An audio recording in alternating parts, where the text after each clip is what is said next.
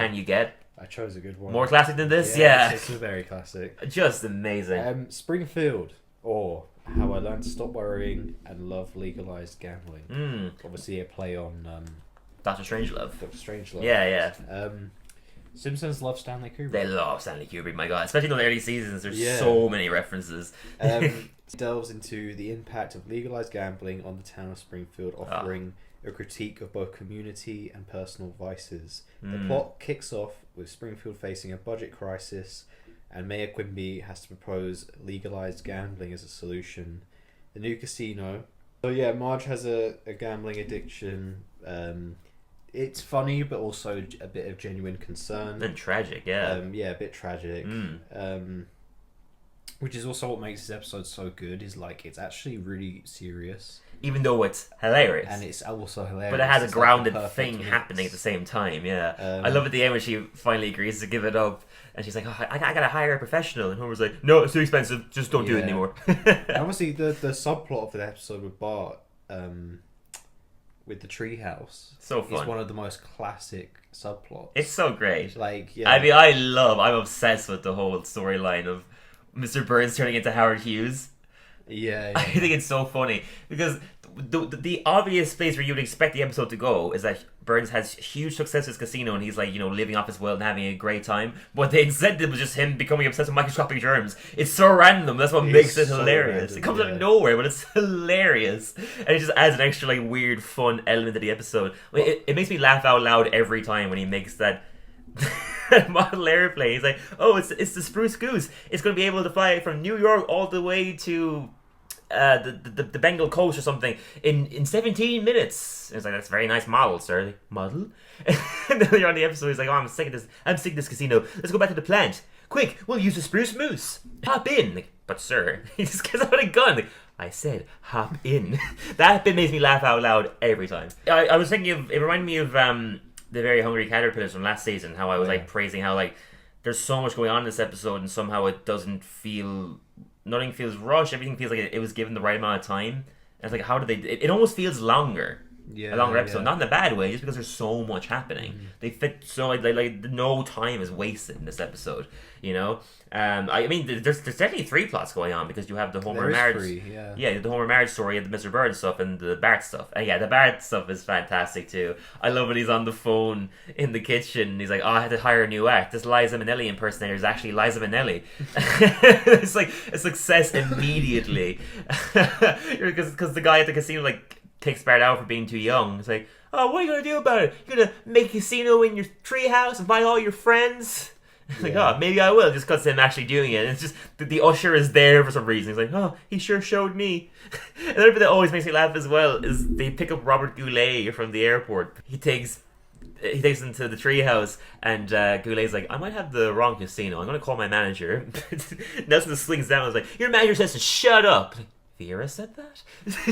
The really upset way that he says it is so good. Vera said that? Yeah. I love it so much. I mean, there's so many good guys. I won't manage to get to them all because there's just so many floating around my head right now. 9.5 for me.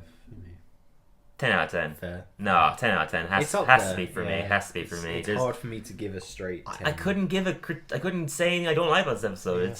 It's funny. It has some more dramatic stuff going on, like you mentioned, just to add a little bit more of humanity to it. But it's never forced. It's there the right amount, but it's just mainly hilarious. Just seeing Springfielders doing casinos is funny because it's a perfect scenario because they're also just flawed people, so of course they would get into gambling. I love the bit as well where Krusty's doing a stand-up show, and it's just terrible. He's bombing, and he's just talking about herpes. He's like, oh, the spot on Gorbachev's head, that's herpes. And no one's laughing. It's like, oh, I'm just going to stand here angry for 90 minutes. It's like, yeah, that's fine. Okay, he sits down on the feet. That bit's great. I love when Mr. Burns is like, we need to give this a really catchy title. It really grabs you straight away. Just cuts to it's just called Burns Casino. That's a really catchy title in his head. There's just so many great bits. Such a wonderful, it just makes me happy this episode throughout. It never skips a beat. The whole stuff with Homer helping Lisa make the diorama for Florida. Oh yeah. Because Marge can't do it because she's gotten obsessed with gambling. Is brilliant. When she starts crying because his Florida is absolutely terrible. She's like, I'm not Florida. I'm a monster. It's like, no, you're not a monster, Lisa. The real monster is the monster that got Marge mom into gambling. I call him Gamblor. We must put a stop to him. Just great quotes throughout. As well as again a perfect showcase of like how much the house falls apart without Marge. Oh yeah. You know, being on the button. Lisa comes in and says she had a nightmare about the boogeyman. The boogeyman! Just starts locking up the whole house. Yeah. And then Marge comes home and they see that they've just like they're hiding out in Homer's room. They're like using the mattress as a shield. And he has a shotgun. So good. He comes to the bar as well, being like, I don't mean to scare you, but there might be a boogeyman in the house, or maybe even boogeymen. I love it as well, where Barney is like, oh jeez, like watching Marge at slot machines, like, oh she's addicted, and just starts like downing all these cups. He thinks his beer was actually just like someone's quarters, and he starts burping out the quarters, and everyone's like, whoa, this guy's giving up, and they're just taking all the money off him.